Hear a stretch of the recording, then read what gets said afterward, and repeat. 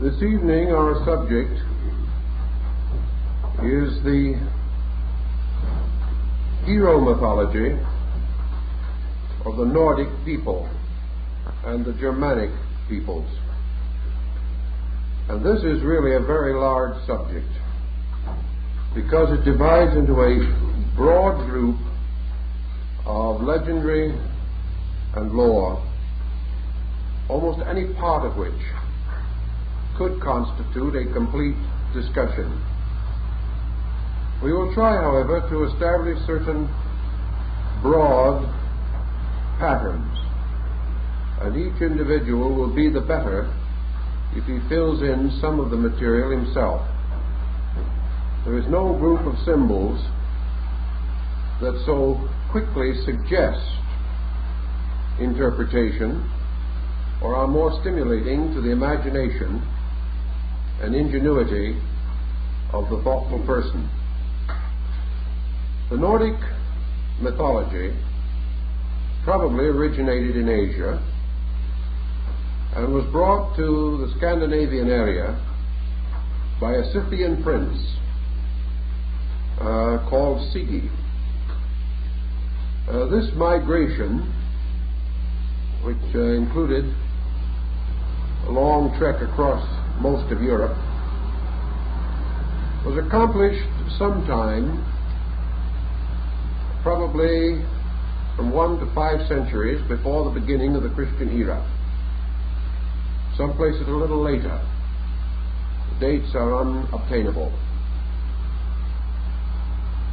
After he had established himself at Uppsala, this Prince Sigi formed a sacred college or school, and gradually was transformed by lore and legendary into the deity Odin. This, however, while it answers some questions, creates more than it answers.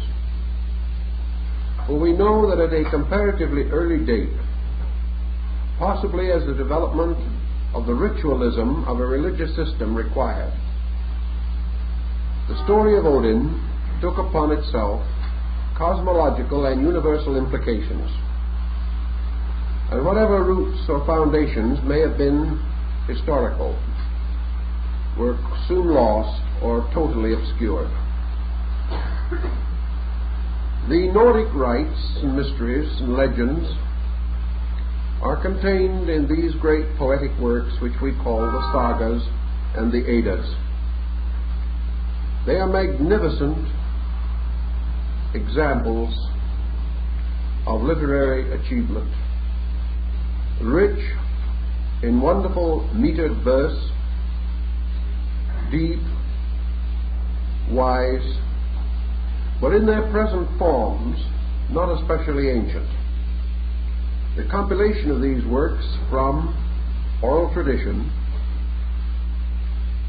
was comparatively late in terms of historical antiquity. We know, however, that the content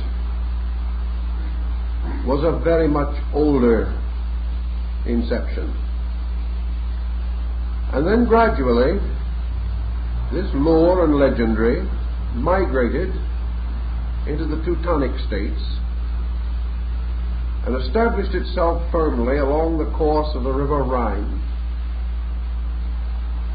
This transplantation of ideas naturally had psychological overtones. The Teutons had a somewhat different personal and national entity than the Nordics of the Scandinavian area. And so we find the legends and stories taking on new coloring, local atmosphere, and mingling with the hero tales already present in the Germanic folklore. The third great step in the development of our story occurs in the 19th century with the rise of the Wagnerian music drama. Richard Wagner built his great cycle of the Ring of the Nibelung upon the Sigurd Saga, the Nordic work relating to the hero of the tribe of the Volsungs, the hero of the world. Yet Wagner was by nature not one inclined merely to perpetuate an ancient law. He was a man of very involved mental and emotional structure, and he was also deeply concerned over the production of great music ritual. To achieve these ends, he took the Sigurd Saga and other related material and created what might almost be termed a Wagnerian mythology. The elements are derived from ancient sources, but the arrangements have been changed. The patterns have been readapted, and a broad and scattered group of legends have been tied into one consistent story. Yet when the work was finished, we have perhaps in the Nibelungen cycle one of the most powerful mythological developments in the entire history of man.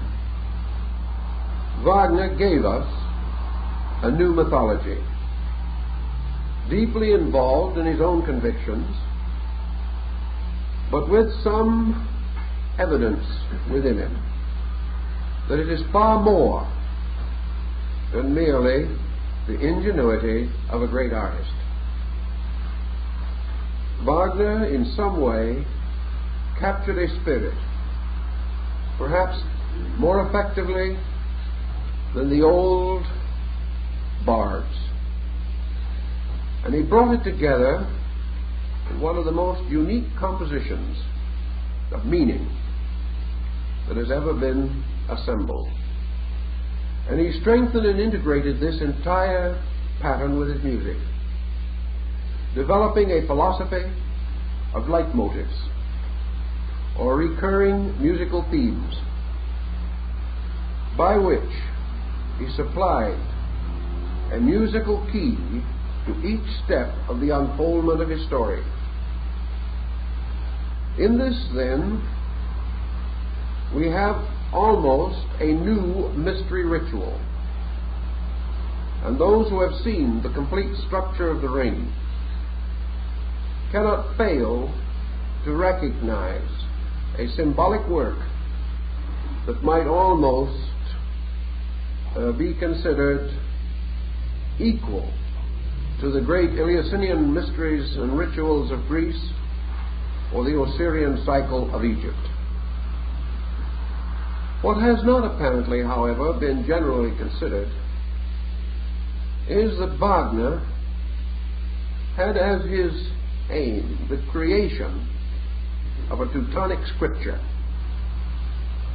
and he divided this scripture almost as in the case of the Jewish Christian Bible. He divided it into an Old Testament and a New Testament, and his Old Testament was the ring, and his New Testament was the great cycle of the Grail. These two highly related works not only present almost identical casts of characters, but are the two necessary parts of one great pageant.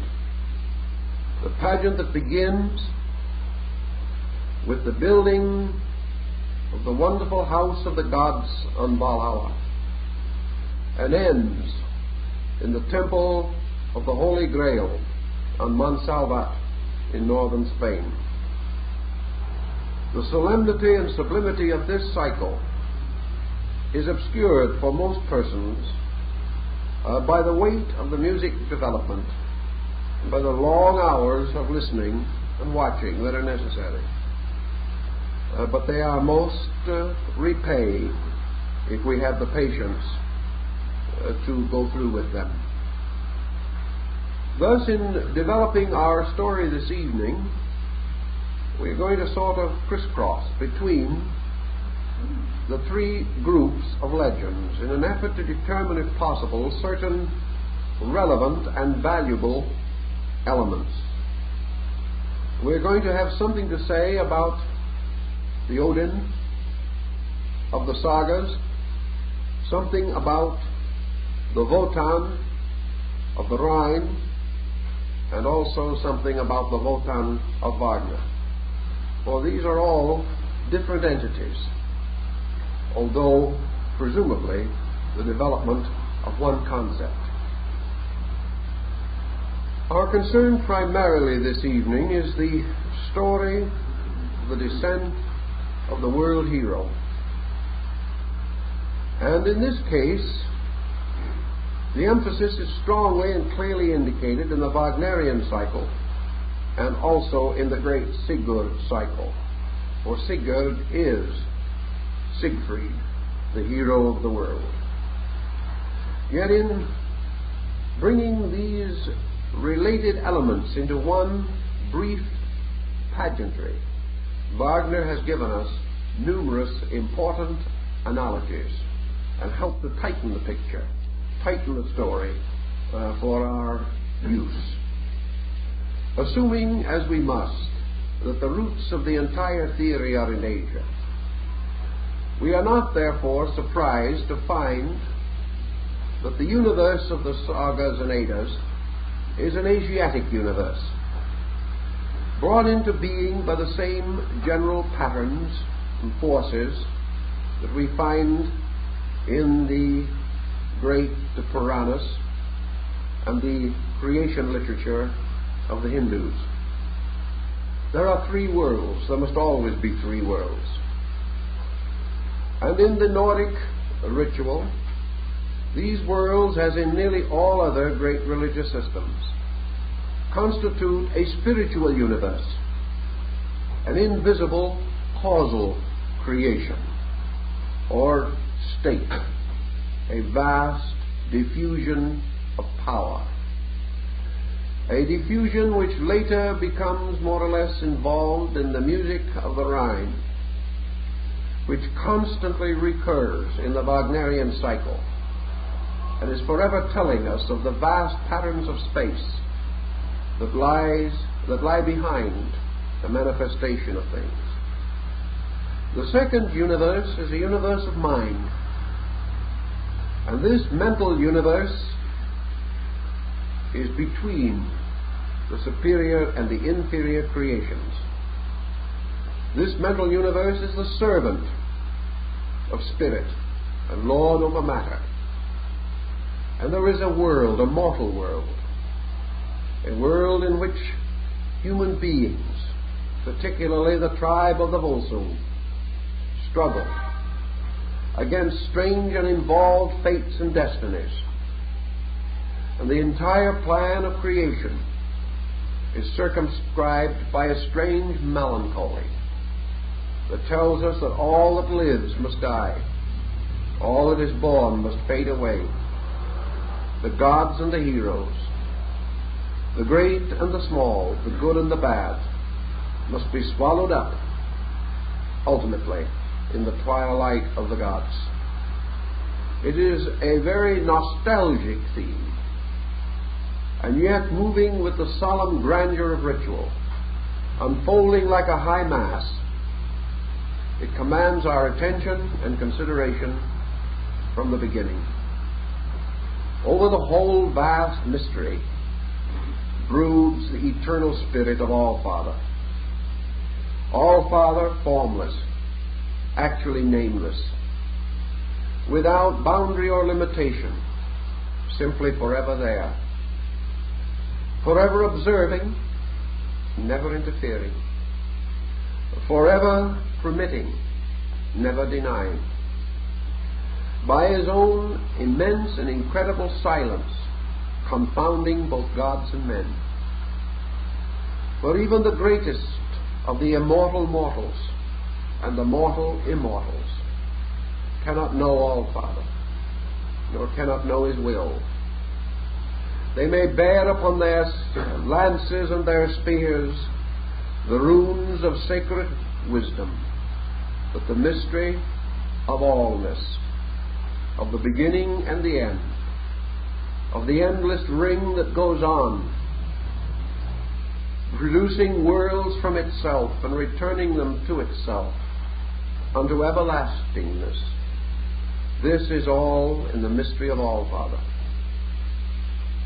And the old Nordic had no way of even brooding upon this mystery, but he sort of conceived it in a strange way as brooding upon Him, foreverness, observing Him, knowing Him, and yet he never able to remove the veil which conceals the ultimate of cause and the ultimate of effects.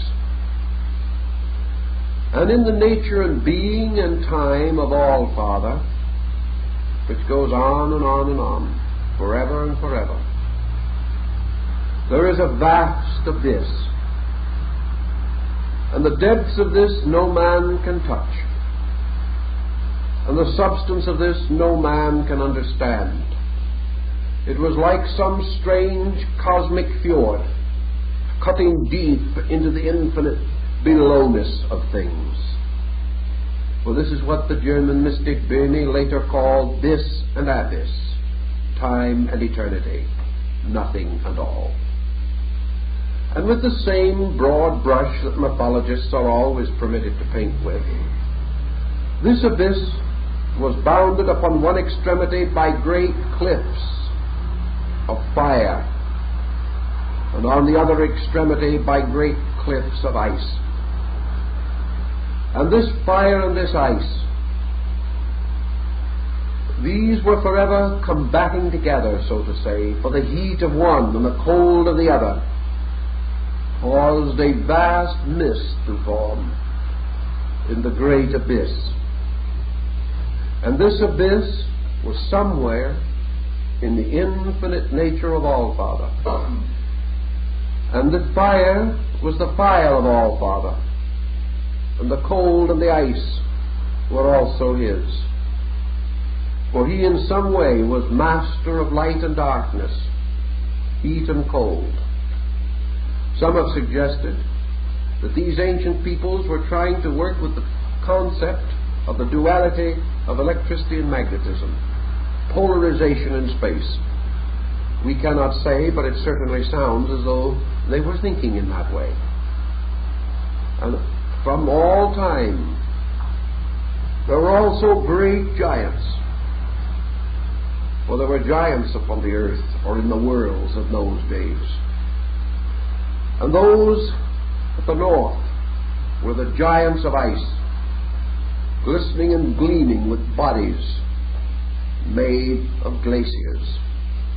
And those at the south were giants of fire, reaching out flaming arms and howling and shrieking in the incredible combustions. And these giants hurled ice and fire into the great depths. And the name of the great deep, the cleft that went on forever, was Gunungagap. And here, as a result of the minglings of frost and fire, rose great clouds of hoarfrost, immense, strange, frosty mists. And these whirled and swirled and twisted and turned through the ages, until gradually they formed themselves into a strange shape. And this shape was that of a giant, an immense and incredible being who filled the whole of space like some vast embryo within the womb. A giant composed of fire and ice, of heat and cold, of light and darkness, of life and death. And the name of this giant was Ema, and he had one eye. And he writhed and twisted and turned in this great uterine abyss. And in the course of time, this great giant became like a world, vast and immense. And from his frosty and icy surfaces, things began to grow and to live. And then again, by that broad stroke, which we cannot account for, there wandered from we know not where, because there is no record to tell us, the last thing we would assume to be present under such conditions. And that was a kindly, gentle cow. And this cow was called the Great Mother. And this Great Mother perhaps is Hathor, the cow goddess of Egypt. Perhaps she is any one of the mysterious beast deities which we find in ancient times. All we know about the Great Cow Mother was that she was forever in need of salt. For without salt, she could not live. That is the reason the Roman soldiers were paid their salaries, because the word salary means salt, and was necessary for their keeping, and later it became a little confused with good Roman coinage, but it was still the salt of salvation, without which man could not live, in this case his wages. But the cow mother was in great need of salt.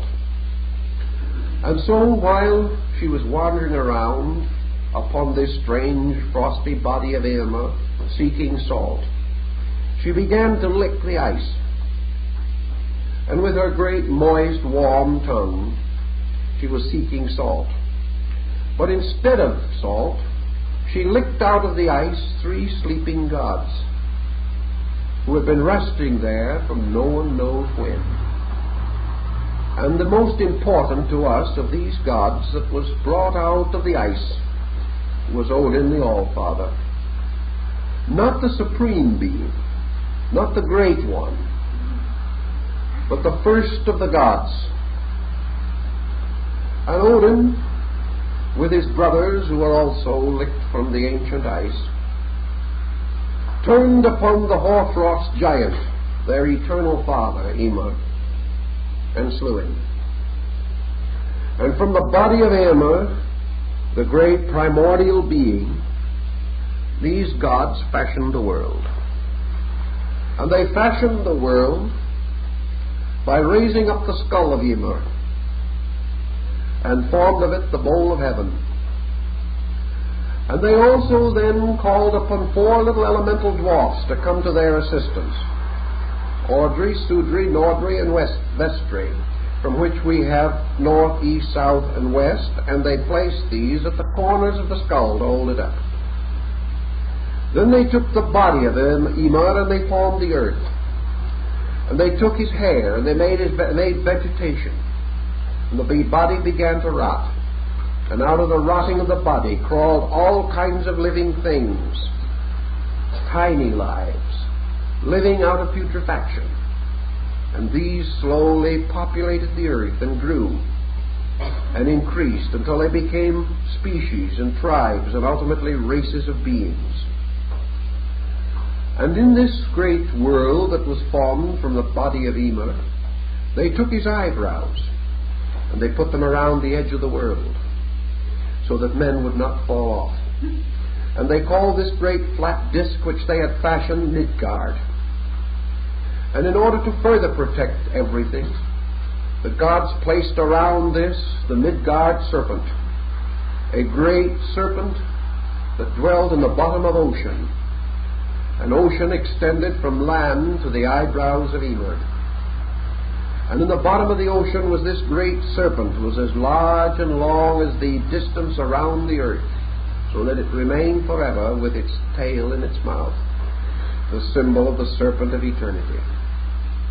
And this serpent sometimes was angry, and sometimes it writhed and twisted in the bottom of the ocean, causing storms and earthquakes and all kinds of strange and terrible phenomena. Now we have something else that comes in this pattern also. When Odin, who had brought all these things about and had fashioned his creatures according to his own kind, realized that the time had come to bring order out of chaos. He caused a tree to be planted in the lowest parts of the body of Ema. And this tree, like the spinal cord of a giant, grew up through the three worlds and became the tree Yggdrasil, the tree of existence, the tree of the world and of life. And all things that lived upon this tree, and around the midst of the tree was placed this great disk which we call the earth. And in the midst of this earth there rose a mountain, and this mountain was called the Mountain of the Gods. And here Odin, calling upon all the elemental powers and forces of nature, whom Wagner later introduces under the name of the great giants, builds his castle, his palace, his throne of rulership, the magnificent hall of judgment and of counsel, which is called Asgard. And here, with his gods, forming together the sacred circle of 12 like the Olympian deities, Odin ruled his world, his universe. And from a great throne on the very peak of his palace he gazed out upon all things, and was ever mindful, like Zeus, of everything that happened in the world. And he had ravens that went forth to all corners of space and brought him messages. And then also on the great slopes of the mountain of the gods he built the glorious palace of Valhalla. And this great wonderful palace was made of the shields of heroes upheld by the spears of conquerors. It was the place of feasting of the blessed dead, and those who died in the defense of the gods, or nobly and worthily upon the field of battle, were picked up by the Valkyrie, the virgin daughters of Odin, and carried by them upon their 8-footed steeds to the wonderful banquet hall of Valhalla. Here, according to the legends, we had a real Nordic paradise, where men fought all day, their wounds were healed at sunset, and they feasted all night. The next morning they were all ready to fight again. What could be a more cozy and truly earth-like situation? I think it should have been set here instead of elsewhere, because that is about our way of life in a large symbolical picture. It makes little difference whether we're fighting industrially or economically or from a militant standpoint. It's struggle for food in order that we may eat to struggle some more. Now, also in the preparation of this universe, the tree went down far below the surface of the Midgard world of men into a strange primordial darkness beneath, which was called Helheim, from which we have our word hell. But in their case, the word did not imply hot as it does with us, but cold. And when some missionaries went to the Eskimos, they had to do the same thing with the Christian concept, because a fiery perdition was too inviting and it suggested sin to these frozen souls. But down in the bottom of this abyss were also at the roots of the tree of life, which was rooted in the strange residue, the strange decomposition of the body of Ema, at the very bottom of the great Gnungagap in which the tree grew. At the roots of this tree, fate, the mysterious power of destiny to which even Odin must bow, placed a great host of worms, horrible little eating, gnawing things, with all the best attributes of a California termite.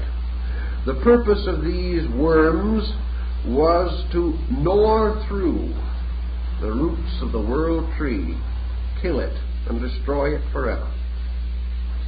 And also down in this same abyss was a stream, a stream that flowed like the waters of Lethe through the underworld, and also like the waters of Mnemosyne were the abodes of memory.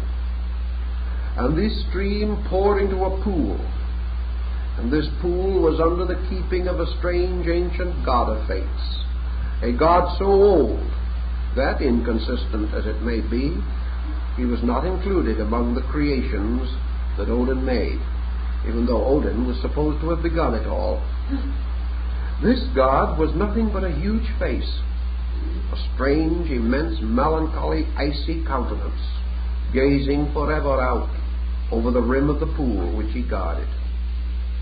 And this god was named Mimir, and this was his pool, and it was the pool of memory. And Odin, having set his world in such order as he could, and still burdened with all the doubts and misgivings that attend creativity in almost any field, especially in so large and arbitrary an undertaking, realizing that he had fashioned a world without knowing why, that he had created something without the sanction of Allfather because he did not know what Allfather meant. Odin did not know where he had come from. He did not know when he was born, because he was a grown man when he was licked out of the ice for the great cow. He knew nothing of his own origin. He knew nothing of his own destiny. Therefore, realizing that unless we know origin and destiny, we can never survive, Odin went down to the source of all wisdom, the great glazy face of Mimir, in the darkness of the subconscious, of the unconscious, of the deepest and most profound roots of the self. And Mimir listened to the cry of the god, and told him very frankly that if he wished wisdom in addition to all his other glories, he must make a great sacrifice for it. And Odin swore upon his spear that he would make any sacrifice. And Mimir said, all right, if you want wisdom, then pluck out one of your own eyes and cast it into my pool. And without a moment's hesitation, Odin plucked out an eye and cast it into the pool of Mimir. And it was then that Mimir whispered to him the secrets of the runes, or the great laws of Allfather. And he told him many wonderful things, but he refused to tell Odin his own origin or his own destiny. These he could not and would not tell. But Odin, having received all other things, and having cut the runes or the sacred characters into his spear shaft, returned again to the upper world. There brooded longer over the mystery of it all. Resolved to go further, he listened to the voice of oracles and to whispers that came to him out of the great mystery of space, that if a man would live forever, he must die. And only those who gave their lives could keep them, and those who lost their lives in the search of truth would regain them into everlastingness. He had already given an eye, because if his eye was single, his body was filled with light. Now he was asked by the mysterious voices of the ancients to give more, to die for life. So Odin went out upon the branches of the great tree Yggdrasil, and there hanged himself. And he hung there, but he did not die. And further wisdom and further understanding was given to him, and he survived the ordeal and was rescued and lived after having resolved to die. But the gods also whispered to him that he could not die until the great day had come. So Odin learned that he could not die, that he could only wait. And in waiting, he completed all the wisdom that it was possible for him to possess. But in addition to wisdom, Odin had other factors that might contribute. For on this tree, the great Yggdrasil tree, there lived squirrels. And these squirrels formed a wonderful communication system. They would run up to the gods and listen outside the door of Valhalla, where they could hide in the doorways and peek under the doors, and got all the scandal. They then rushed down the tree to the roots where the demons were and told them all about it. Then they watched and listened until the demons and the spirits and the mysterious beings of the underworld, the creatures that lived in Elfheim and all these deep places, until they learned all the secrets from these. Then the squirrels ran up again and whispered it to the gods and kept everything more or less in a state of constant pandemonium. There is another interesting situation that comes, and that is that although Odin apparently was the first of the gods, he had to fight for his throne. He had to fight against something that suddenly looms out to us as older than he was.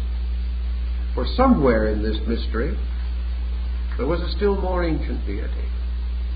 A deity who had long and primordially ruled in space and in chaos. And this being was Thor the Thunderer, the mysterious deity who had the power over the lightnings, and who carried in his hand a great hammer. And whenever he threw this hammer, it was like a boomerang. It struck its object and then returned to him again. And this hammer was in the form of a cross. And with this he overcame and destroyed all evil monsters. And at one time he even tried to capture the Midgard snake that encircled the earth. But the serpent was so great that it pulled the bottom out of the boat on which Thor was standing. But this Thor was a mighty man of ancient times, a mighty force. And it was finally necessary for Odin to come into combat with Thor.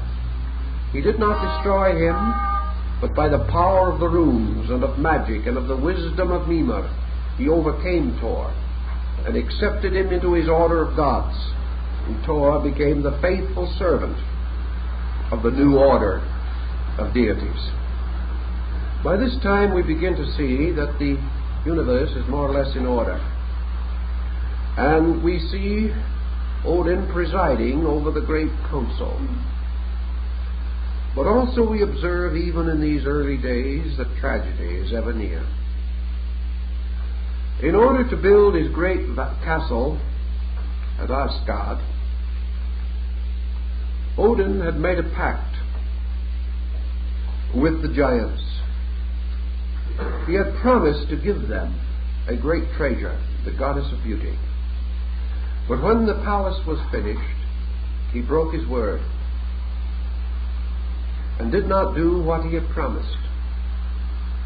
Later, according to the Wagnerian cycle, he paid these giants with the treasure of the Nibelung, which had also been dishonestly acquired.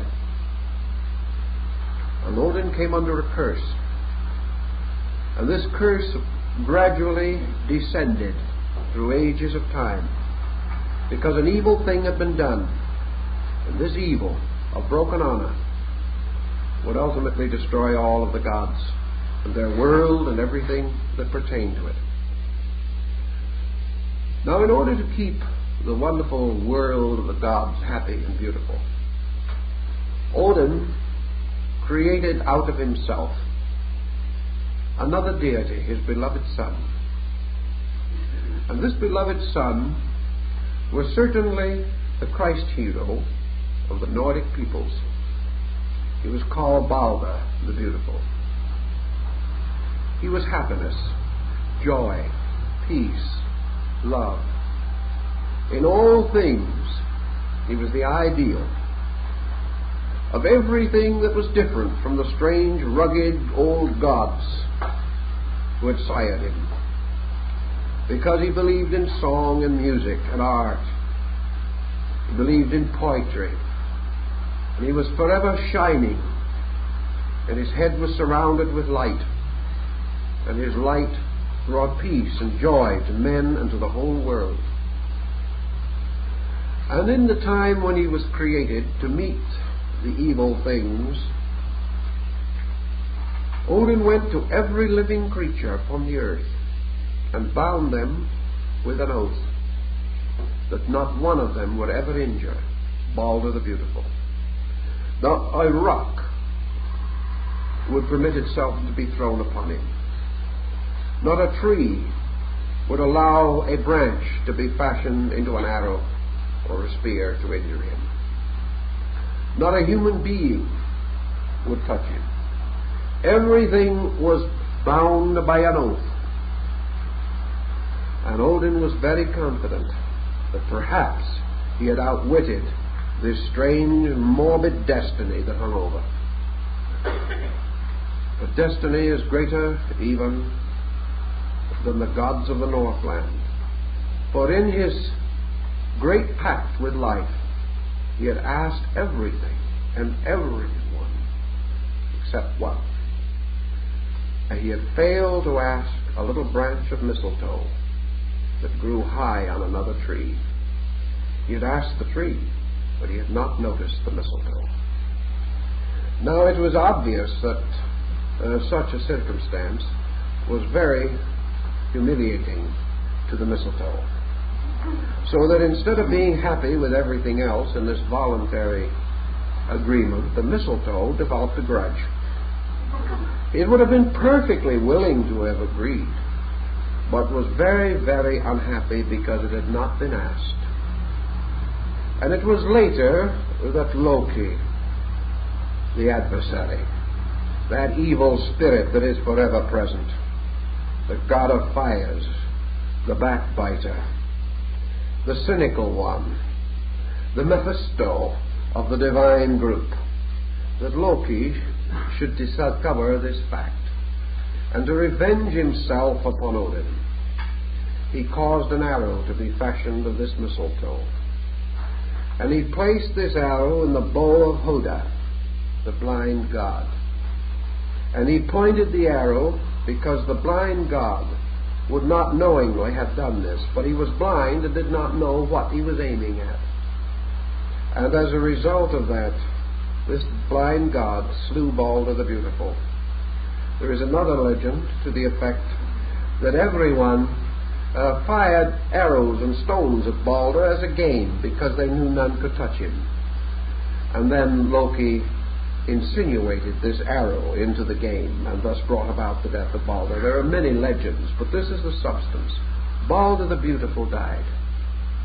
And with the death of Balder, all the joy of the gods died. And when this occurred, Odin knew that he could never outwit the inevitable, that the time had come and must come when the way of the mysterious destiny of things would be fulfilled. He had never been able to fathom the mystery of All-Father. He had never been able to determine the secret of the world. He did not possess the power to form things in eternity, only in time, and that time must end. So this melancholy struggle against inevitables follows on down through the entire story of the ring. And then Odin reconsiders the possibility that if he can never achieve the mystery, perhaps the world can be saved in another way. Perhaps the mystery can be solved, if not by him, by something that he creates. So he set himself apart to fashion and dream forth a creation that should save the world and save him. He would devise a strategy,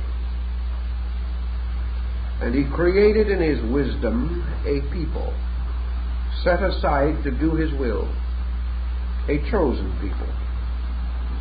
And these people were called the Volsungs, the race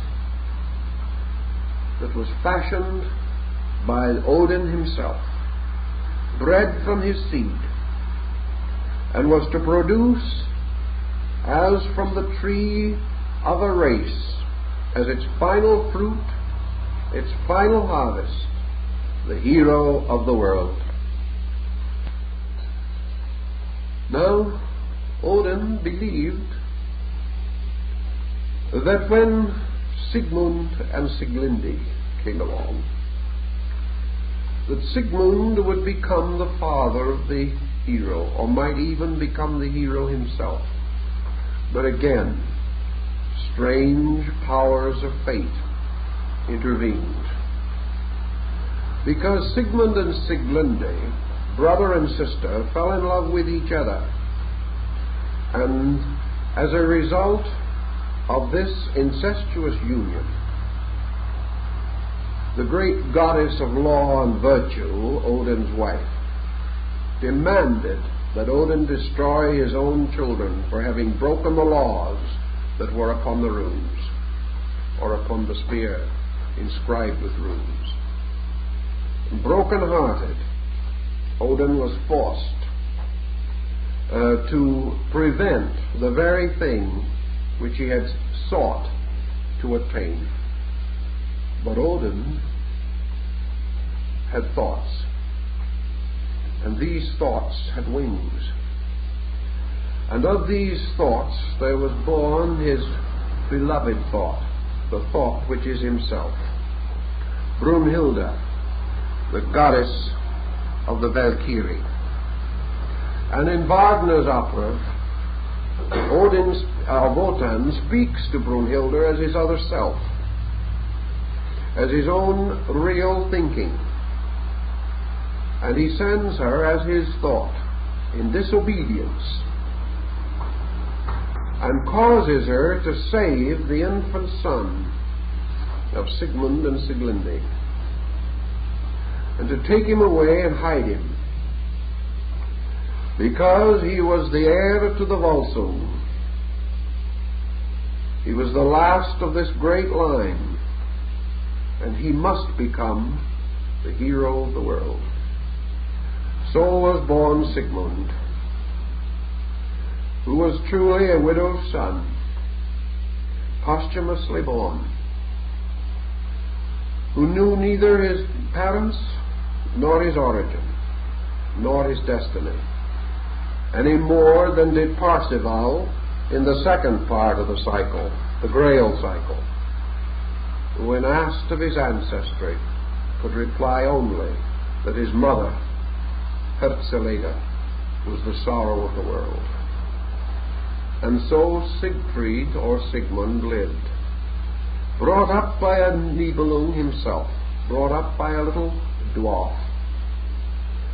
And he had the broken sword of his father, Sigmund, the sword that must sometime break the spear of Odin. And he cast and mended the great sword Nothung. And he became the hero of the world. He achieved all the wonders that are familiar to the concept of the Nordic and Germanic hero. And in the case of Sigurd, he slew the giant Fafnir, who guarded the treasure of the Nibelung. He became master over many things. In the Teutonic version, he begins what Wagner calls the great Rhine journey, the journey of life down the river Rhine. But Odin knows, unfortunately, and can do nothing about it, that the hero of the world is journeying only to death. That by the strange laws of fate, nothing can change the work of the Norns, the three grey sisters who spin forever the thread of destiny. Odin makes one last great effort, and as Wotan in the Wagnerian cycle calls upon Erda, the Earth Mother, begging her to reveal the secret, the mystery of survival, but she is silent. And so Siegfried, continuing down the great river Rhine, goes his way to the house of the Gibertjung, where at last he perishes with the spear of Hagon in his back. And with the death of Siegfried, the hope of Odin or Wotan for his world, the whole regency of the world created in the dim past out of the frost of Ginnungagap. The whole hope ends. Now this is the signal in the Sigurd Saga for the last great war. Wagner summarizes it very briefly in the Götterdämmerung. Following the great immolation scene in which Brunhilde rides her horse into the funeral pyre, the waters of the Rhine rise, being the waters of space.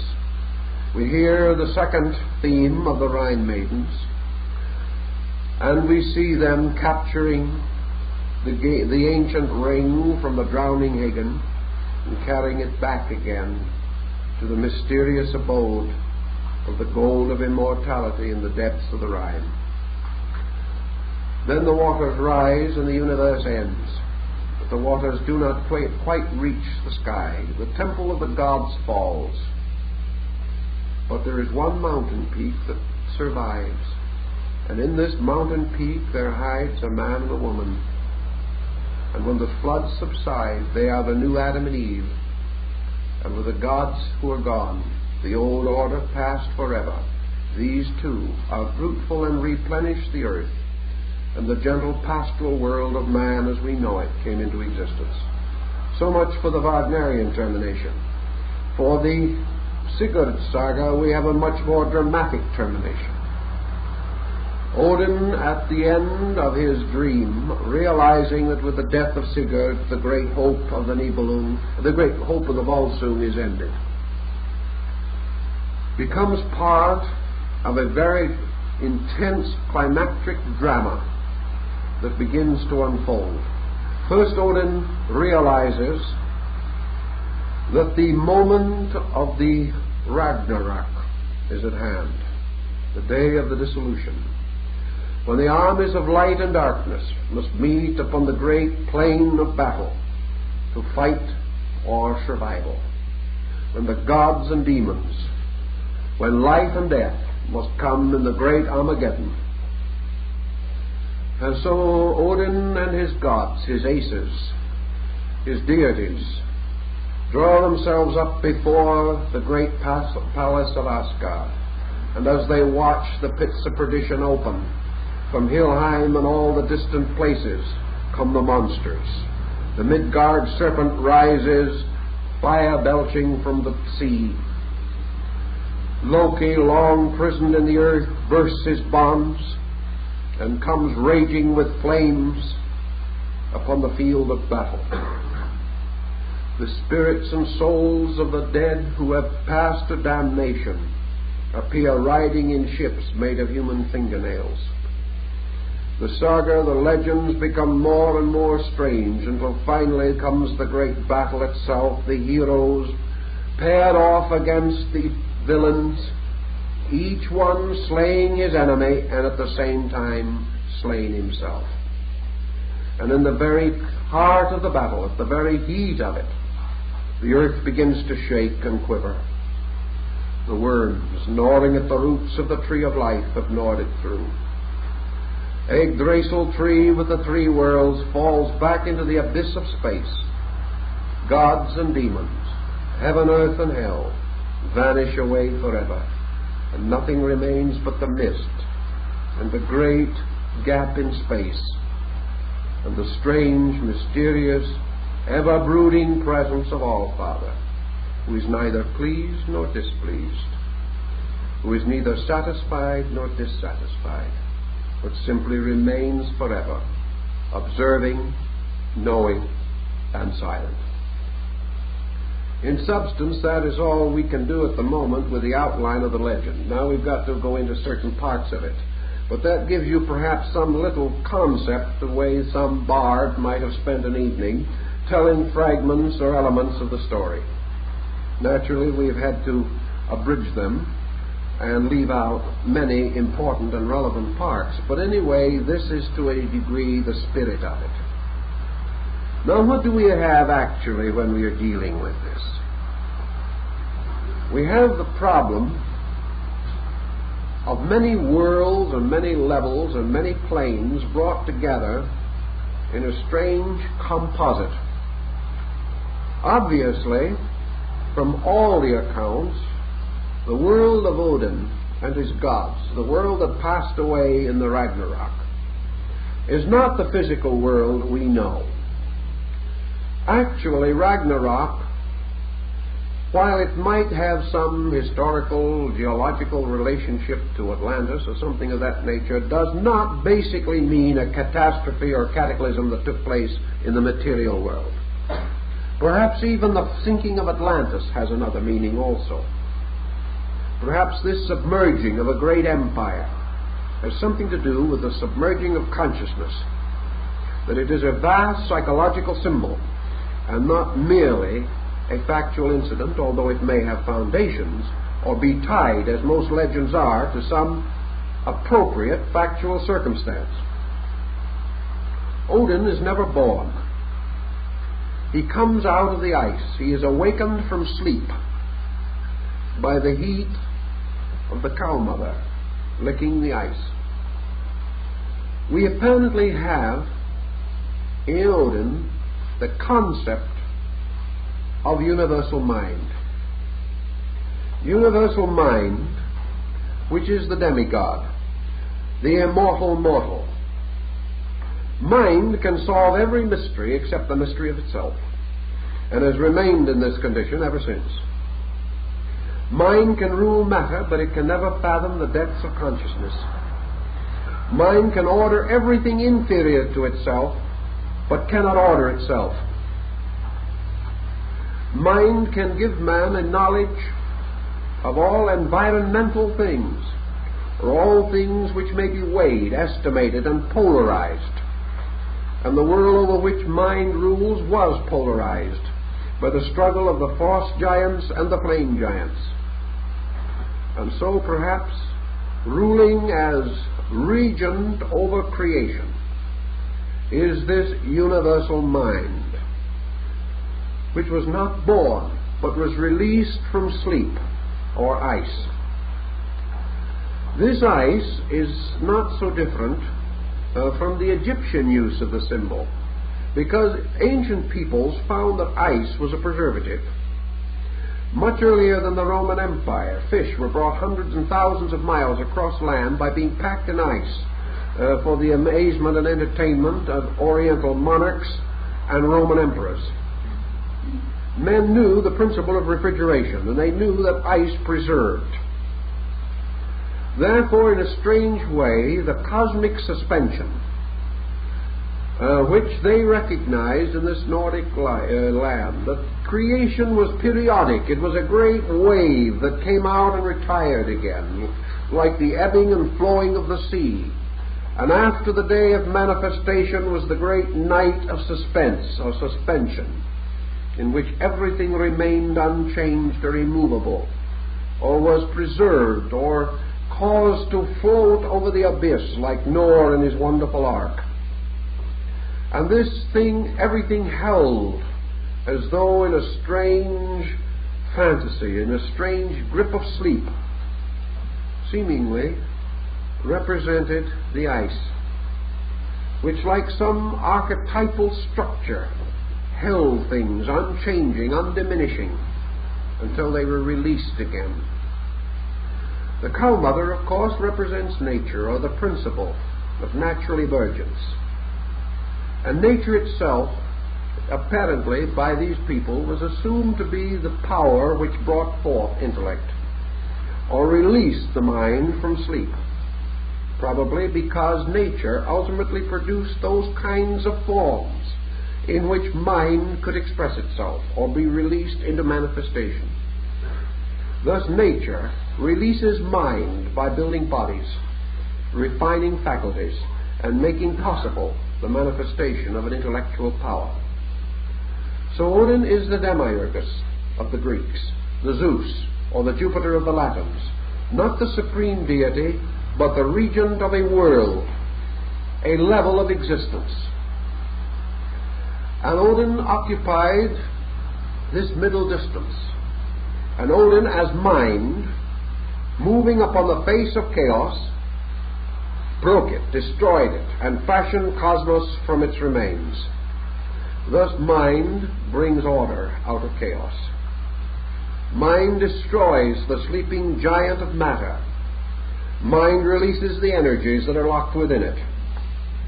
Mind, in its various polarizations, represented by its two brother deities, also turns ultimately and overcomes the power. It comes again in the Hindu mythology, the great tree that grows upon Meru. It is again the tree of revelation, the tree of life in the Garden of Eden. It is the great concept of the unfoldment of all things in an orderly manner. And the tree has its roots in the unconscious.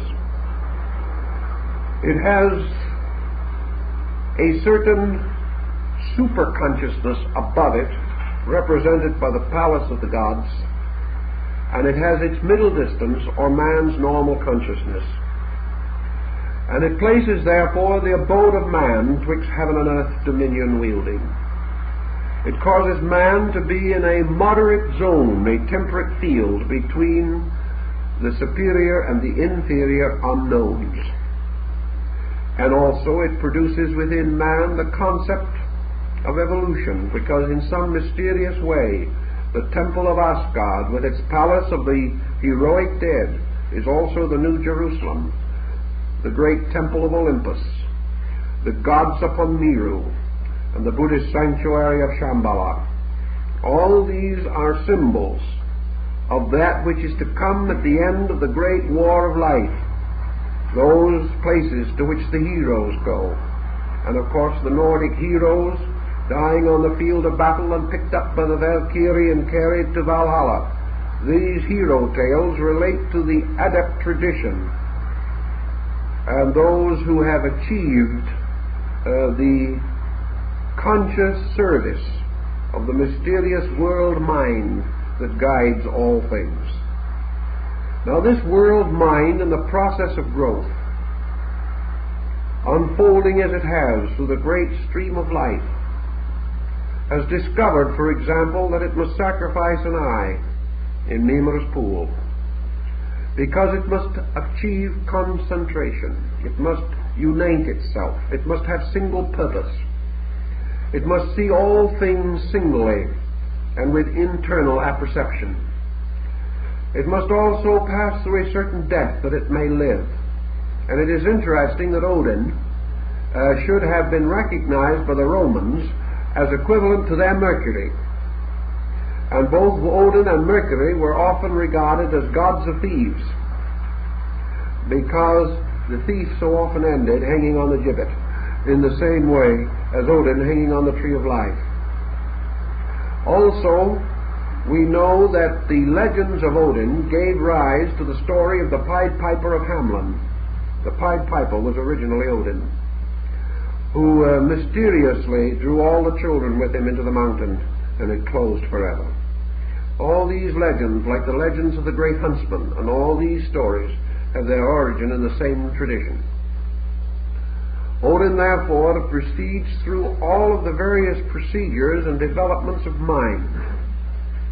But mind, almost like Hamlet, is a melancholy dame, because mind, in its own pure nature, within itself, according to these people, was frustrated forever by the realization of its own mortality. Mind is not immortal. The works of mind are not eternal. Mind can build a regency in space, but everything that is fashioned by mind must disintegrate again.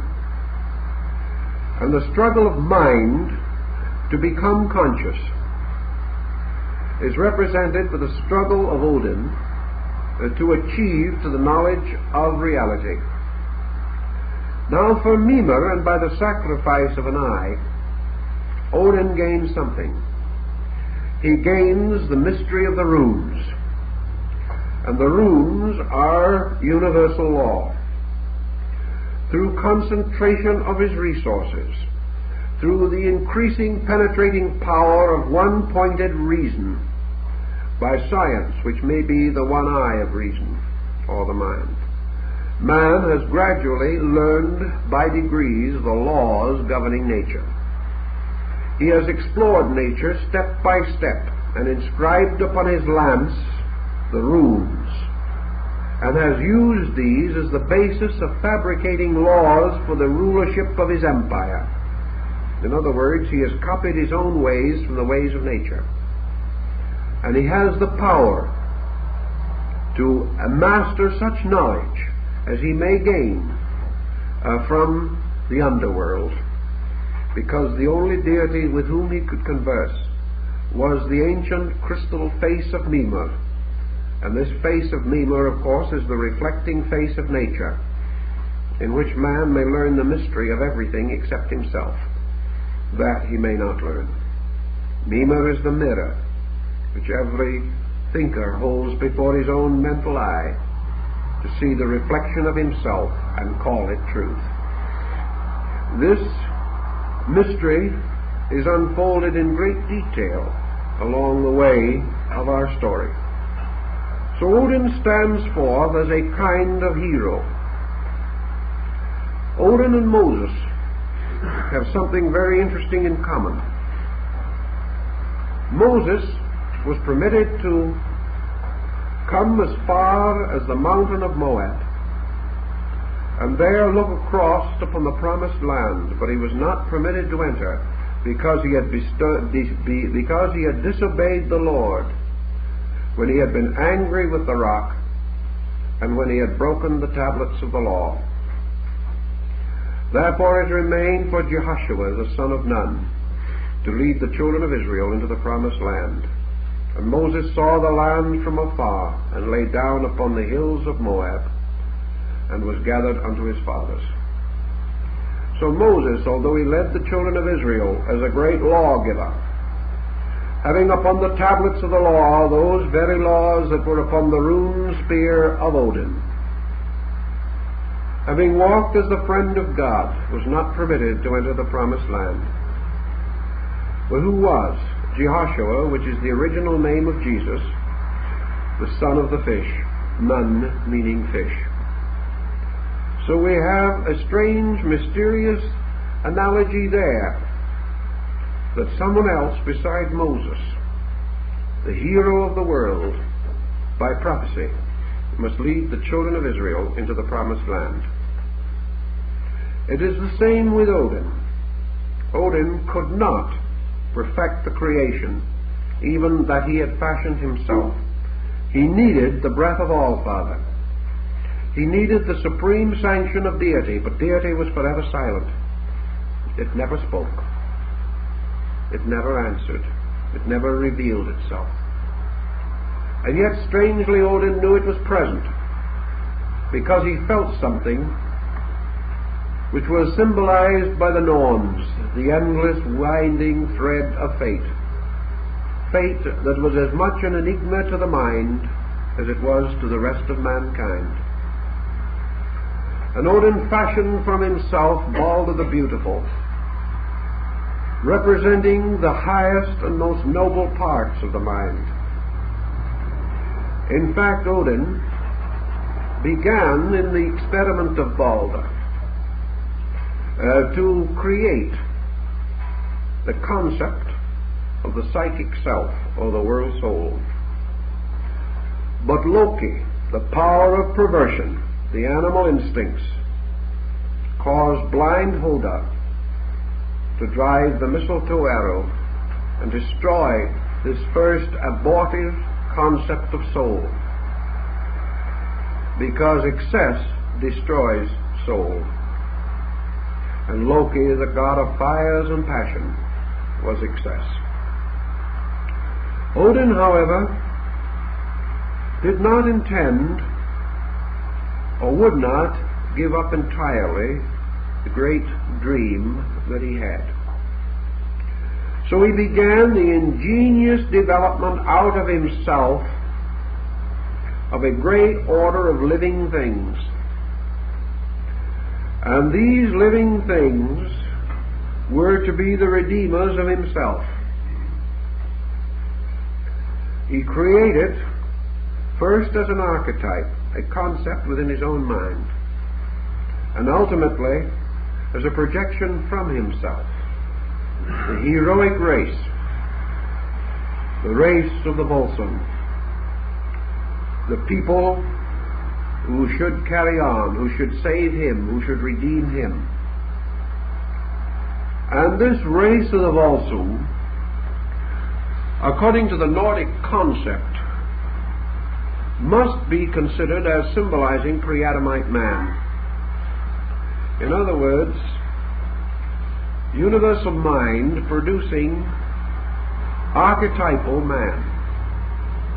Humanity not upon this earth as we know it, but upon the world that was to pass away, a world of dreams, a world surrounded by the great oceans, or perhaps that world bordered by the Rhine, flowing forever like the river of Tao, or the river of time and eternity, through the mysterious fatherland of the Teutonic people.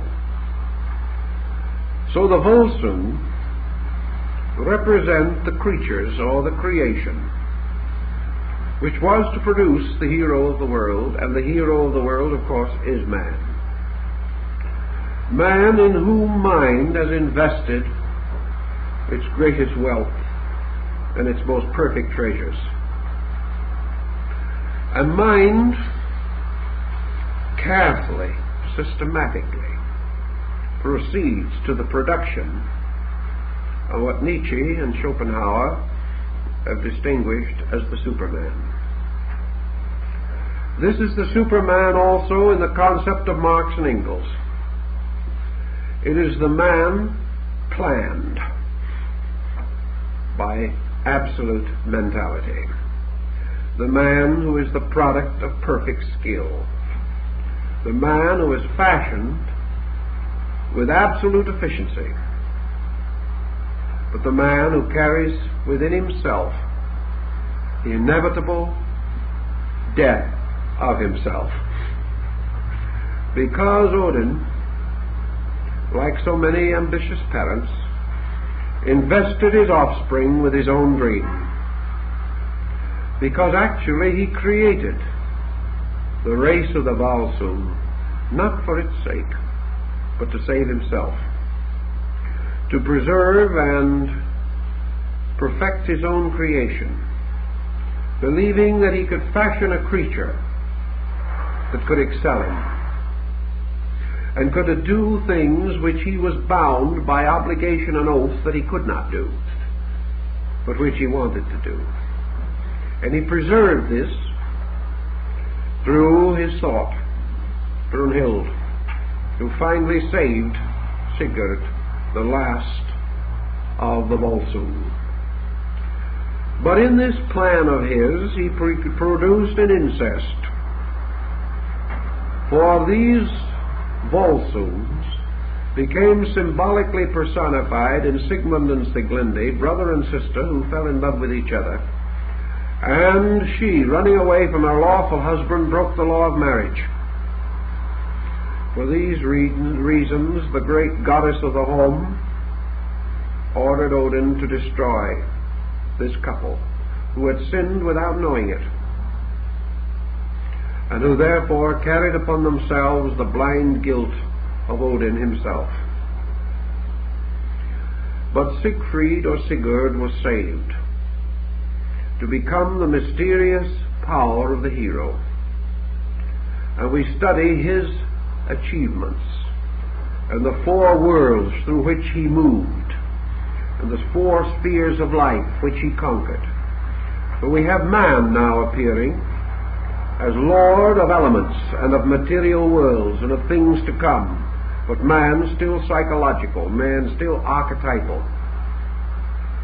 We have, however, from the beginning of this, a strange conflict. Siegfried or Sigurd turned upon his own ancestor Odin. He broke the spear on which were written the runes of the law. He destroyed the law of old. He also rescued and fulfilled a phase of Odin's life by saving the thought of Odin, Brunhild, from the ring of flames, as we find in the story of the Valkyrie. We find that he also slew the dragon, guardian of the treasure of the Nibelung. He therefore emerges once more as the dragon slayer, as St. George, as Merodach, as all the deities who have turned upon evil or have turned upon another kind of chaos and destroyed it. Odin destroyed the frost giant Ymir. Sigurd destroys the giant who has taken the dragon form, Fafnir. He bathes himself in the blood of the dragon, according to good alchemical formula. But the leaf falls upon his shoulder, and on that spot, like Achilles, he is still mortal. It is there that the spear of Hagen finally pierces him. By this time it becomes evident that the great journey of Siegfried as the mind-engendered hero, as the gradual extension of the will of Odin, that this journey, like the one who created it or brought it into being, is burdened by an absolute fatality that can never be averted and can never be destroyed. And so it is said that in the ancient world of things, this mind projection of law must ultimately die. Now, what does this mean on a psychological level? The Buddhist would tell us that the hero of the world, the tribe of the Volsung, and its final establishment in Sigurd, is the integration of the human ego. The ego is Siegfried, or Sigurd, the hero of the world, created primarily for the purpose of preserving its own father or source, the mind complex, and destined by its own nature to die with mind. The ego of man is this mysterious principle of self-saving, and he who saves his life shall lose it, and he who loses his life in the name of reality shall find it again. Odin knew this when he hung himself, but he did not have a hold of the secret. It remained for Siegfried, symbolizing the world ego, to perish miserably, to fulfill the curse of the mind itself. So egoism has always been associated with the hero. And perhaps this is especially true of the Teutonic or Gothic hero, because it has always been a conqueror, a master, a ruler. The purpose of the ego is to establish its own supremacy over the universe. Its purpose also is to justify its own ancestor, the principle of universal mind. And yet mind, unable to solve its own destiny, creates or projects from itself the ego to achieve this end. But the ego is itself, like the mind, a slayer of the real, because even less than the mind can the ego solve the mystery of life. And yet, because it represents psychologically the compound of many subjective, psychic, by which the psychologist means mental and emotional foci, the ego gradually attains the arrogance which is its final destruction. Because the ego within itself, bathing in the blood of the dragon, believes it has achieved immortality. The blood of the dragon, again, is a mysterious psychic symbol. It is a symbol associated with the subjective life fields of the emotional plane of man's existence. Siegfried or Sigurd does not realize that it is still vulnerable, but the ego is always vulnerable. Because this ego, carrying with it the sword Noton, the restored emblem of the human will, the same sword which in different ministry, the sword Excalibur, that Arthur, the British hero, drew from the rock, even as the sword of Odin was drawn from the oak by Sigmund. All these symbols have to do with one basic account of the gradual integration of mind and its fulfillment in the concept of the human ego. The ego glorifies the mind. The mind, for its own purposes, sustains and seeks to immortalize the ego. Both in the end come finally to the Gananga gap, through the great darkness of the twilight of the gods. In another example of the theme of this story, we find the struggle of the psychic nature, as Wagner sets it forth in Brunhilde, with the ego as Siegfried, and from this study we begin to see the mysterious story of Siegfried's loss of memory and all the other elements of the account, and where finally the psychic field of energy, in the great immolation scene, dies upon the funeral pyre of the ego. It is quite an involved and complicated situation, but in the concepts of our modern knowledge of man, the various elements break down into the essential parts of a great story.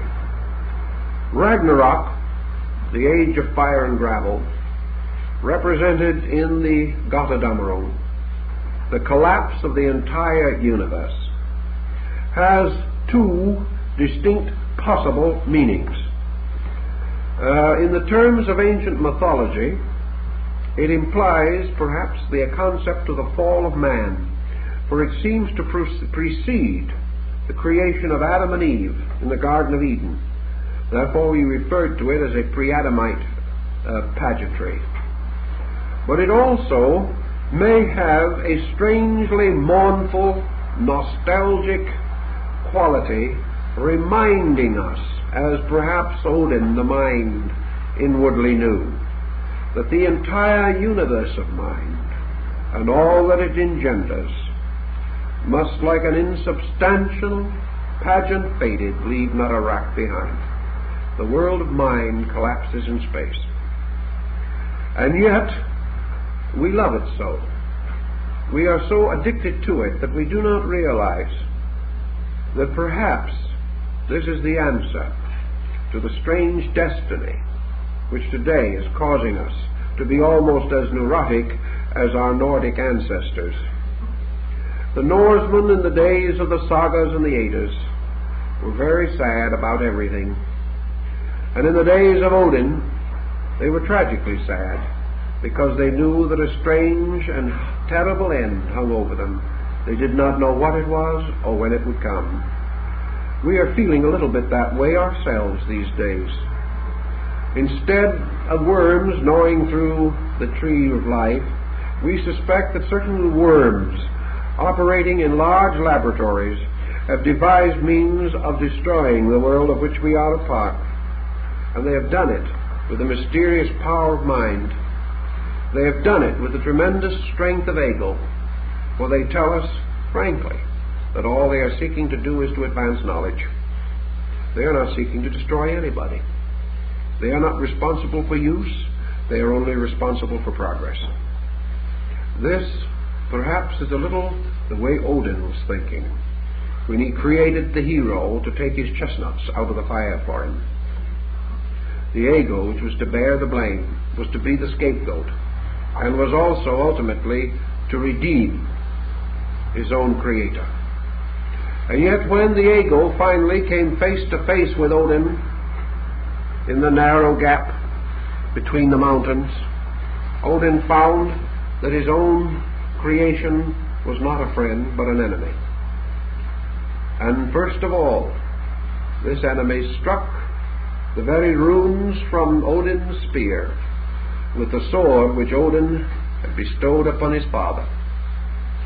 So all these things came home like strange dark birds to roost. And in this collapse of materialism, if we might like to think of it as such, in this twilight of the gods, which is the end of a world governed only by law, a world governed by the strange workings of mind and ego. In this moment, in the great battle, the hosts of light and darkness meet. Good and evil, reality and illusion, lock in immortal combat. The tree of life falls. All of these things descend into space, or in the German version, the river Rhine rises, higher, higher, and higher. And the song of the Rhine maidens is heard, the song of space again. All these things falling back into the strange eternal from which they came, where everything began in the Rhine and ends in the Rhine. In this concept, then, everything has its life and death, and the great hero cycle, the man who would be God, and the gods who would be men, go to sleep together in the common darkness.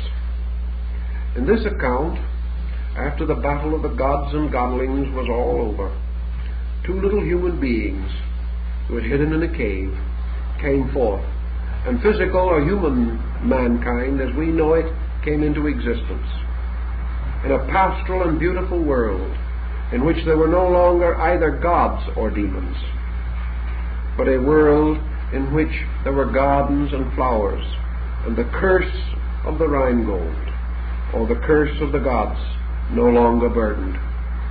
This is undoubtedly a new heaven and a new earth, for it is so described in the sagas. A world that is to come, a world of peace, which can only follow when ambitions and hates and fears, when man's will to power, man's will to live, have both ceased, when all these things have passed away, and a strange pastoral simplicity rules over everything. In other words, as the Rosicrucian Maya says, the temple is the silence after the strivings. With the fall of the gods, the striving of the mind-born came to an end. Then came peace, and this is the peace that the Buddhist seeks in his nirvana, which is the dying out of the fires of selfhood. This is the samadhi of Vedanta. This is the eternal rest of mysticism. This is the return in peace to the Father's house. It means that at the end of all these strivings, the world hero and all his great cavalcade of pageantry disappear. And in the place of these things, there is instead the quietude of the impersonal, or the regenerated, or the redeemed being, who seeks only to be still, and to know the mystery of the gods.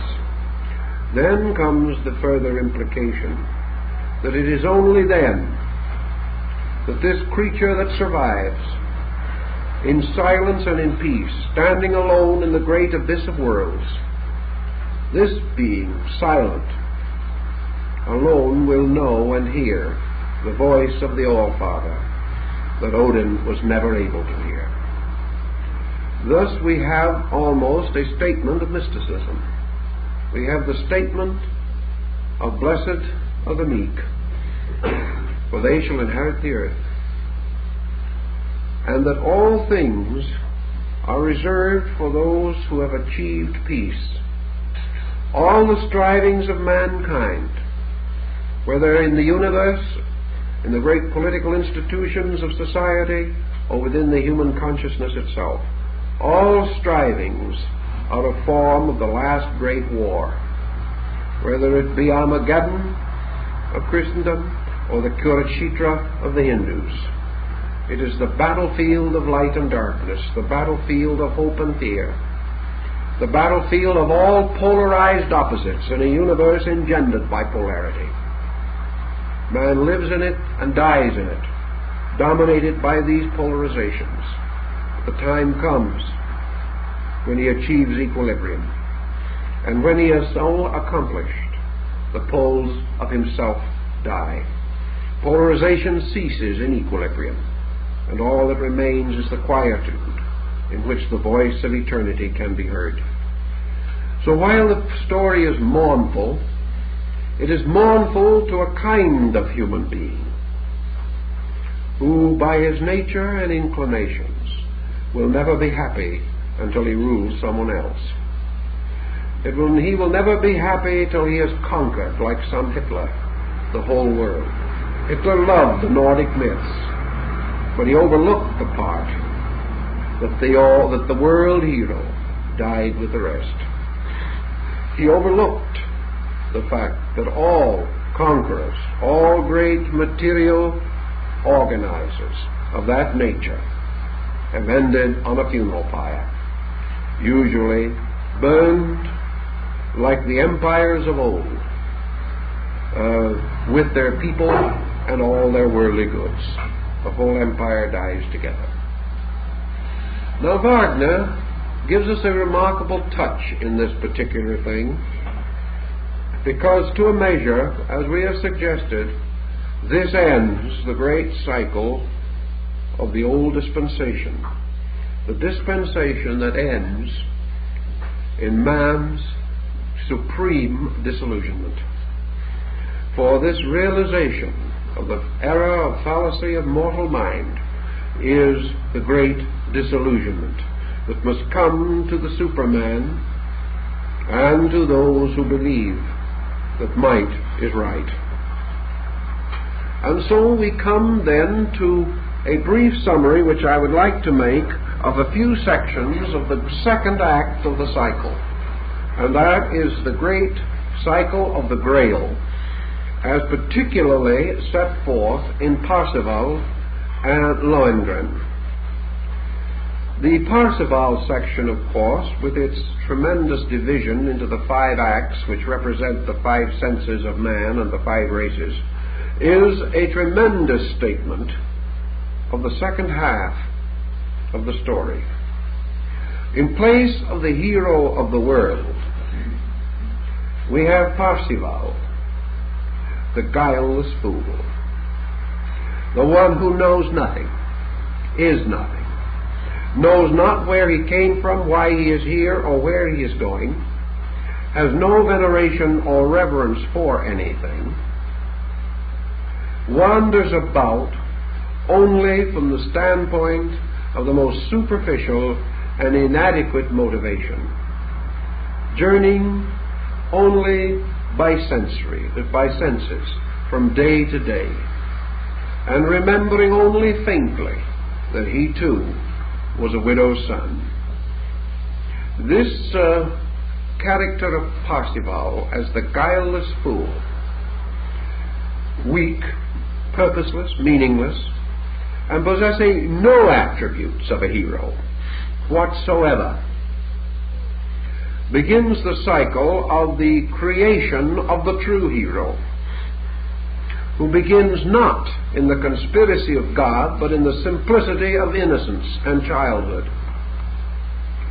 When Gurnemanz, who is the ancient Nestor, and now has become a sort of kindly Odin, is introduced, Odin and Gurnemanz are both symbols of world mind. But Odin is world mind as the world conqueror, and Gurnemanz as world mind as the world teacher, the ancient one, venerable out of experience, who has used mind to enrich consciousness instead of advance self. So Gurnemanz is the master over the squires, the young ones, who are learning to be knights of the Sangreil. And the word Sangreil itself has 2 possible pronunciations which are very interesting. Sangreal, the blood of the king, and Sangreil, the holy cup. This Sangreil or Sangreal is the symbol of spiritual illumination. It is the chalice of ecstasy which contains the ever-flowing blood of God, and this blood moving, flowing, twisting, turning forever in the Grail, is identical in its essential substance as the ever-flowing river Rhine. It is a reversal of the symbolism, but it is the same essential principle. Loki, or Alberach, or Hagen, or all three aspects of one principle, the power of the Nibelung, or of the underworld, these live again as Klingsor the magician, with his castle upon the peaks of Moorish Spain. Here also we have Amfortas, king of the Grail, who received the crown and honor from his father Titurel. Amfortas, bearing in his side the wound that will never heal, that was made with the holy spear when he attempted to cast it at an enemy. His own destructive use of the divine power wounded him. Here in this pageantry we see another mountain, not longer Asgard with its 12 aces or gods, but now the circle of the Grail Knights, the great humanitarians, the servants of truth, the servants of light. And we see Parsifal, having slain the swan of inspiration and intuition, is cast from the garden as a fool, as a gander who should seek a goose. Even experience and wisdom does not recognize him. And then we find him cast out into the world. We find him passing through the magic garden of Klingsor, or illusion, where Kundry, the strange maiden who plays now the part of Brunhilde, is introduced with her robe of serpent skins. Kundry, who is a strange symbol of the mysterious Salome, the strange being that could never die because she had betrayed John the Baptizer. We find Kundry also as this divided psychic nature, serving the good by choice and the evil by necessity. We find her name, of course, curiously similar to the mysterious serpent power of India, the Kundalini. She is the serpent maiden, and she represents the psychic powers in man, which naturally would serve the good, but are bound by ambition and illusion to the garden of Klingsor. Like the famous crest of the Prince of Wales, she dies in the end at the foot of the Grail with the words, "I serve." In these symbols, then, we have the second act of this strange drama of the production of the world hero. We have the hero of mind disappearing, the hero of heart emerging. We have Parsifal wandering around the world, searching, seeking by the order of the quest for the mysterious temple on the top of the mountains, where he had once been, but where he was too much of a fool to realize where he had been. And then as the Black Knight, robed in armor, he returns up the mountain, is seen by Gunamons on the famous Good Friday occasion, removes his armor and stands before much in the similitude of Christ. His feet are washed by Kundry, who wipes them like Mary of Magdala with her hair.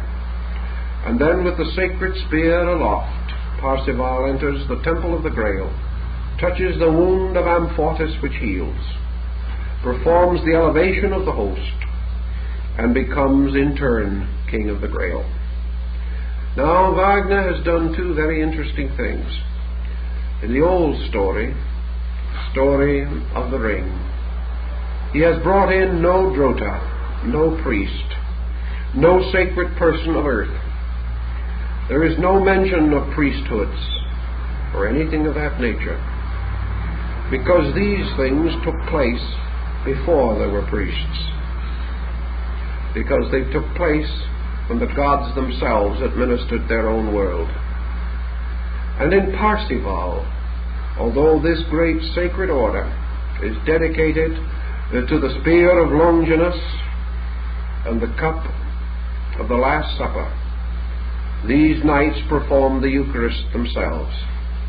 There is no priest in either section, because this takes place when priesthoods are no more, and when men create and perform the sacraments by mystical power within their own souls. The orders of chivalry represent the power of man, the eternal priest, and that each individual within himself must perform the sacrament of his own salvation. So in the second part, Parzival becomes the symbol of the archetypal hero of the world. No longer the hero born of mind, but rather the hero that represents the release of the universal or the divine, that bears witness, like the sotar, not to the power of intellect, but to the power of consciousness itself. For as the race of the Volsung were the begotten of Odin, so the race of the Grail, the great son of Orgin, were the begotten of the Father, the eternal power. Therefore, in the ancient cycle, it was believed that the universe that was destroyed by mind should be redeemed, restored, and brought back again by the eternal love of God. This is the love of the All-Father. It remains silent and unknown until it produced its own anointed. And its own anointed, of course, is the world Savior. Whatever be the name, whatever be the estate, whatever be the station, and it has always been the doctrine of the world Savior that it hath nothing in the prince of this world. The world hero of the ancient time, of the old dispensation, was the same world hero that is supposed to have tempted Jesus to exchange his divine birthright for the city of the plains. The same world hero that is represented by the face on Caesar's penny. It is the power of mortal things which hath nothing in God. Therefore, the great hero, the spiritual hero, represents the restoration of divine consciousness, or the restoration of man in a state of being which transcends mind and returns again to its own natural spiritual heritage. For it is only to these that the All-Father will speak, and it is only to those who have achieved this that the secret of foreverness can ever be revealed. All the oracles and powers of this world are silent when it comes to the mystery of first cause. This is not spoken, this is not known, this is not thought, this is not carved upon the shaft of spears. It is known by a mystery in the Spirit. And this mystery in the Spirit and its achievement is represented by the legend of Parzival. And how it was achieved, and the lonely pilgrimage, all these things are found set forth in the story of the guileless fool, who ultimately becomes the king of the Grail, or the king of those who serve the pure fountain of everlasting life. In the Odinic mysteries, men drank of blood from a cup formed of a human skull. In the mystery of the Grail, men took the Eucharist of the blood of God from a mysterious cup called Exilus, the cup that is said to have been cut from the emerald that was broken from the crest of Lucifer when he fought with Michael in the great war in heaven. These legends and these fables recur again and again, but their ethical, moral, spiritual significance is consistent throughout. And I think there is nothing that is more near to us in time of strife or trouble than to realize that the fears, the sorrows, the anxieties that beat in upon us as the future looks dark and tragedy seems to be inevitable is in a wonderful way our sharing in the utter sadness of Odin, in his realization that a fate beyond his own is moving him inevitably to darkness. And this fate, this mysterious and relentless force, is not evil. This is the relentless force of truth that must ultimately dissolve all error. And because this truth is one, and this truth is universal, it must along the way destroy one of man's most priceless possessions, and that is the sense of separateness, the sense of his own identity, the sense that he and God are different beings, or that he and his brother are different beings, and that he therefore can succeed and can be master over his brother and can be conqueror over other men. This dream of power, this dream of the aggrandizement of self, this dream is fated by a power beyond man, beyond mind, and beyond those lesser gods that formed the world, fated to die. And in its death, it releases something that must then live and must grow and must become the child of the new heaven and the new earth. And that is the mysterious, guileless thing which was called Parsifal. The simplicity of the truth seeker. The simplicity of those who can be still to know, and those in whom the great will to power has given place to the great faith to accept. Because only in this way can the mystery that is locked with the All-Father be discovered. It seems in those ways, and perhaps with many a metapolitical instinct in the back of his mind, that Richard Wagner has set forth a tremendous moral concept, a tremendous pageantry of symbolism, and in so doing has also exposed some of the deepest phases of man's psychic life, and perhaps touched the greatest problem that man must face, his fear of the future. And this fear must remain until man's own consciousness reveals to him, in silence, in meditation, and in contrition of spirit, that there is nothing to fear, and that this nothing to fear is also the substance of all hope, for man is going forth to truth, to a better world than he has ever known. But to win it, the old gods and heroes must fight and die within himself. And these include that magnificent heroic group of opinions which are the falling sickness of most of us. All these old things, these ways that had to be, these notions that are more sacred than life, they must all cease, because the only thing that lives on is the silence and the peace that follows after the day when the universe and all there is falls into space.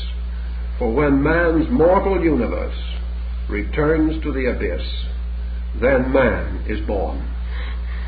For he cannot be born until the errors in him which bind him to lesser creations have died away and have been reduced again to their natural substances. As the alchemist says, the philosopher's stone cannot be fashioned of the metals until every metal in the compound has first died. And man cannot achieve to the mystery until he has died out of the illusion. He cannot awaken until he has seen the dream fade into nothingness. So all these things are part of the nostalgia of an ancient people, but perhaps in their own dawn time they were close to the psychic life in themselves and nature, and have left us a wonderful and valuable record. Well, time is up, so we'll see you again next time. Had as his aim the creation of a Teutonic scripture And he divided this scripture almost as in the case of the Jewish Christian Bible. He divided it into an Old Testament and a New Testament. And his Old Testament was the ring. And his New Testament was the great cycle of the Grail. These two highly related works not only present almost identical casts of characters, but are the two necessary parts of one great pageant. The pageant that begins with the building of the wonderful house of the gods on Valhalla and ends in the temple of the Holy Grail on Montsalvat in northern Spain. The solemnity and sublimity of this cycle is obscured for most persons by the weight of the music development and by the long hours of listening and watching that are necessary. But they are most repaid if we have the patience to go through with them. Thus, in developing our story this evening, we're going to sort of crisscross between the three groups of legends in an effort to determine, if possible, certain relevant and valuable elements. We're going to have something to say about the Odin of the sagas, something about the Wotan of the Rhine, and also something about the Wotan of Wagner. For these are all different entities, have been tied into one consistent story. Yet when the work was finished, we have perhaps in the Nibelungen cycle one of the most powerful mythological developments in the entire history of man. Wagner gave us a new mythology, deeply involved in his own convictions, but with some evidence within it that it is far more than merely the ingenuity of a great artist. Wagner, in some way, captured a spirit, perhaps more effectively than the old bards.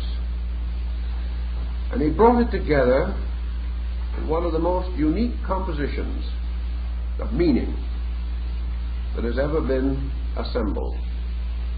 And he strengthened and integrated this entire pattern with his music, developing a philosophy of leitmotifs, or recurring musical themes, by which he supplied a musical key to each step of the unfoldment of his story.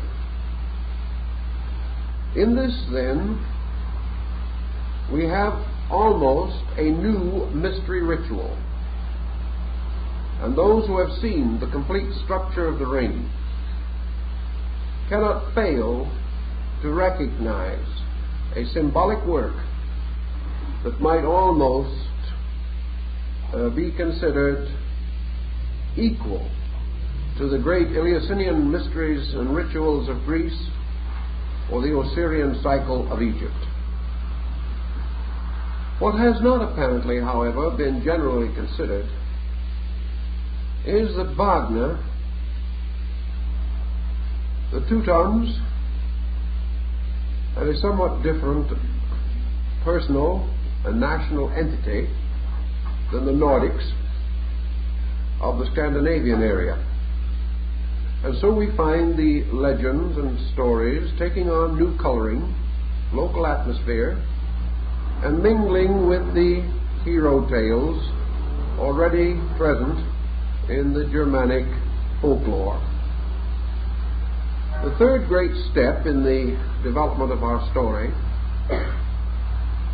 occurs in the 19th century with the rise of the Wagnerian music drama. Richard Wagner built his great cycle of the Ring of the Nibelung upon the Sigurd Saga, the Nordic work relating to the hero of the tribe of the Volsungs, the hero of the world. Yet Wagner was by nature not one inclined merely to perpetuate an ancient law. He was a man of very involved mental and emotional structure, and he was also deeply concerned over the production of great music ritual.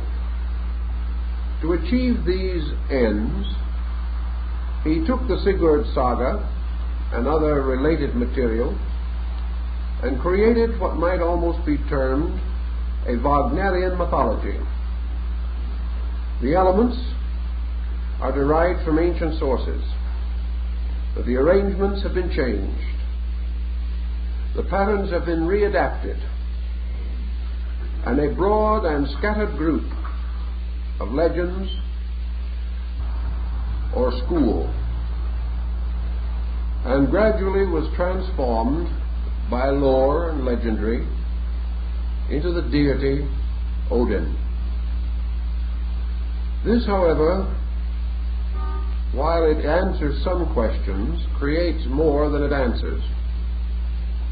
For we know that at a comparatively early date, possibly as the development of the ritualism of a religious system required, the story of Odin took upon itself cosmological and universal implications, and whatever roots or foundations may have been historical were soon lost or totally obscured. The Nordic rites and mysteries and legends are contained in these great poetic works which we call the sagas and the Eddas. They are magnificent examples of literary achievement, rich in wonderful metered verse, deep, wise, but in their present forms not especially ancient. The compilation of these works from oral tradition was comparatively late in terms of historical antiquity. We know, however, that the content was of very much older inception. And then gradually this lore and legendary migrated into the Teutonic states and established itself firmly along the course of the river Rhine. This transplantation of ideas naturally had psychological overtones.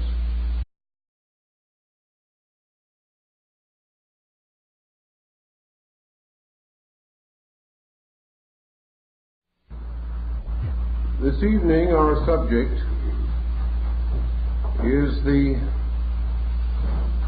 hero mythology of the Nordic people and the Germanic peoples. And this is really a very large subject because it divides into a broad group of legendary and lore, almost any part of which could constitute a complete discussion. We will try, however, to establish certain broad patterns, and each individual will be the better if he fills in some of the material himself. There is no group of symbols that so quickly suggest interpretation or are more stimulating to the imagination and ingenuity of the thoughtful person. The Nordic mythology probably originated in Asia and was brought to the Scandinavian area by a Scythian prince called Sigi.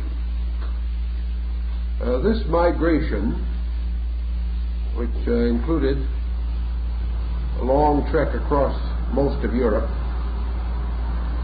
was accomplished sometime probably from 1 to 5 centuries before the beginning of the Christian era. Some places a little later. The dates are unobtainable. After he had established himself at Uppsala, this Prince Sigi formed a sacred college